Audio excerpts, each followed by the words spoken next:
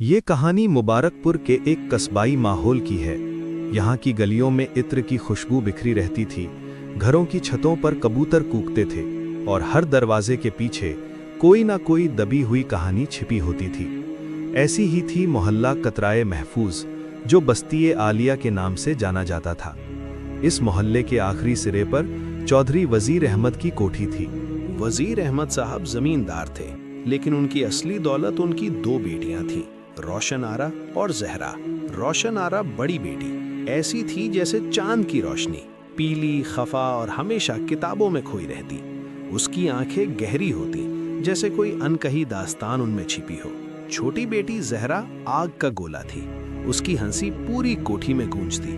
वो छत से पतंग उड़ाती और गांव के हर शख्स से यूं मिलती जैसे उसकी अपनी जान हो। एक थी समंदर की गहराई, दूसरी थी लहरों का उछाल। उनकी माँ आमिना बेगम कई साल पहले दुनिया छोड़ चुकी थीं। उनकी जगह कोठी की देखरेख करती थीं वजीर अहमद की छोटी बहन बी आम्मा नसीना जहां। बी आम्मा बहुत समझदार और सयानी थी, लेकिन उनकी आंखों में हमेशा एक चुभन थी, एक ऐसी चुभन जो रोशन आरा को देखते ही और गहरी हो जाती। एक दिन बस्ती आलिया में खबर फैली कि शहर के एक बड़े घराने के वारिस फहीम अख्तर ने रोशन आरा के लिए पैगाम भेजा है। फहीम अख्तर एक नाम था, बहुत बड़ा नाम, पढ़ा लिखा, खानदानी और दूर दूर तक उसकी ईमानदारी की मिसाल दी जाती थी। बी अम्मा ने यह खबर सुनते ही माथे पर बल डाल लिए। ये रिश्ता अच्छा नहीं वजीर, उन्होंने एक शाम धीमी आवाज में कहा। फहीम अख्तर का खानदान बहुत ऊंचा है, रोशन आरा वहां सुकून से नहीं रहेगी। मैं जानती हूँ, मैंने उनके बारे में सुना है। वजीर अहमद हैरान हुए। लेकिन बी अम्मा, ये तो बहुत अच्छा रिश्ता है। फहीम अख्तर बड़े आदमी हैं। सिर्फ बड़े नहीं, बहुत बड़े हैं। बी अम्मा ने आंखें झुका ली। बहुत बड़े आदमी अपनी औकात भुला देते हैं, लेकिन अगर तुम मानते हो तो मैं क्या कहूँ। वजीर अहमद ने इस रिश्ते को हाँ कर दिया। रोशन आरा को जब पता चला तो वो चुप रही। उसने कुछ नहीं कहा, बस खिड़की के पास बैठकर बाहर देखती रही। जहरा ने उसकी ओर देखा। तुम खुश नहीं हो आपा? उसने पूछा। रोशन आरा ने मुस्कुराने की कोशिश की। तकदीर का फैसला कौन टाल सकता है जहरा? शादी की तारीख करीब आई। एक दिन रोशन आरा ने जहरा को अपने कमरे में बुलाया। उसने अपनी अलमारी से एक पुराना पीला पड़ा खत निकाला। ये माँ का है, उसने कांपते हाथों से कहा। मैंने इसे उस दिन पढ़ा जब तुम छोटी थी। इसे किसी को मत दिखाना। जहरा ने खत पढ़ा। उसके चेहरे का रंग उड़ गया।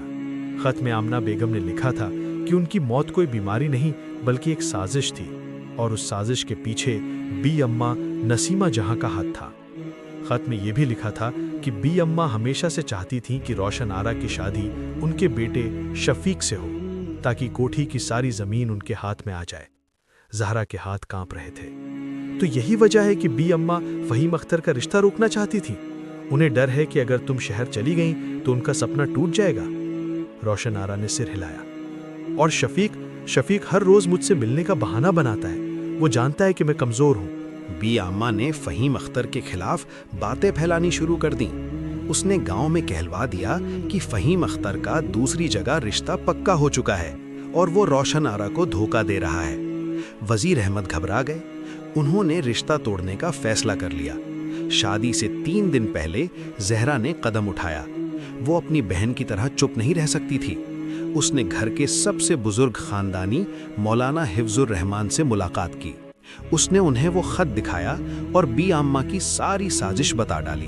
उसी रात मौलाना साहब वजीर अहमद के पास आए। उनके आने की खबर पाकर बी आम्मा का चेहरा सफेद पड़ गया। कोठी में सन्नाटा छा गया। मौलाना साहब ने सारी बात रखी। जब आमना बेगम का खत पढ़ा गया तो वजीर अहमद की आंखों से आंसू बह निकले। वो बोल नहीं पा रहे थे। बी आम्मा ने पहले तो सब कुछ झुटलाया, लेकिन जब सबूत सामने आ गए तो उसके पैर उखड़ गए। वो जमीन पर बैठ गई और फूट फूट कर रोने लगी। मैंने सिर्फ अपने बेटे के लिए सोचा था, वो बुदबुदाई। ये जमीन मेरे पति के नाम भी तो होनी चाहिए थी। वजीर अहमद ने उसकी ओर नहीं देखा। उन्होंने फौरन फहीम अख्तर को खबर भिजवाई। अगली सुबह फहीम अख्तर खुद बस्ती आलिया पहुंच गए। वो एक नेक और सीधे साधे इंसान थे। उन्होंने वजीर अहमद से कहा, मुझे इन अफवाहों का पता था, लेकिन मैं चुप था क्योंकि मैं जानना चाहता था कि सच क्या है। मेरा रिश्ता सिर्फ रोशन आरा से है और कोई नहीं। शादी धूमधाम से हुई। बी आम्मा और उनके बेटे शफीक को कोठी से निकाल दिया गया। रोशन आरा फहीम अख्तर के साथ शहर चली गई। जाने से पहले उसने जहरा को गले लगाया और कहा, तुमने मेरी तकदीर का फैसला बदल दिया। लेकिन कहानी यहीं खत्म नहीं हुई। शादी के कुछ महीनों बाद जहरा को पता चला कि जो खत उसने मौलाना साहब को दिखाया था वो आधा था। खत का दूसरा हिस्सा जो आमिना बेगम ने बी अम्मा की बेगुनाही में लिखा था, रोशन आरा ने छुपा लिया था। दरअसल बी अम्मा ने कभी कोई साजिश नहीं की थी। आमिना बेगम की मौत वाकई बीमारी से हुई थी, लेकिन रोशन आरा को शफीक से शादी का डर था, इसलिए उसने ये नाटक रचा था ताकि जहरा उसकी मदद करे और बी अम्मा को घर से निकलवा दिया जाए। जब जहरा को ये सच पता चला तो वो सुन्न रह गई। उसकी अपनी बहन, जिसके लिए उसने सब कुछ दांव पर लगा दिया था, ने उसे एक मोहरा बनाकर इस्तेमाल किया था। और बी अम्मा और शफीक, जिनसे वो नफरत करती थी, असल में बेकसूर थे। जहरा उस रात कोठी की छत पर अकेली बैठी रही। उसकी आंखों के सामने सारी कहानी घूम रही थी। दो बहनें, एक ने चालाकी से अपनी तकदीर लिखवाई, दूसरी की तकदीर में धोखा लिखा गया। उसने फैसला किया कि वो अब किसी के झांसे में नहीं आएगी, वो अपनी तकदीर खुद लिखेगी। अगली सुबह जहरा ने बी अम्मा और शफीक को वापस कोठी बुलाया।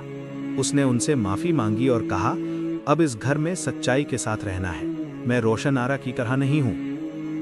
बस्ती आलिया में इसके बाद कई दिनों तक यही चर्चा रही कि कैसे एक बहन ने धोखे से अपनी मंजिल पाई और दूसरी ने ईमानदारी से अपनी तकदीर का फैसला खुद किया। और ये कहानी आज भी मोहल्ले की बुजुर्ग औरतें अपनी बेटियों को सुनाती हैं, ये समझाने के लिए कि तकदीर का फैसला सिर्फ किस्मत नहीं बल्कि इंसान की नीयत भी होती है।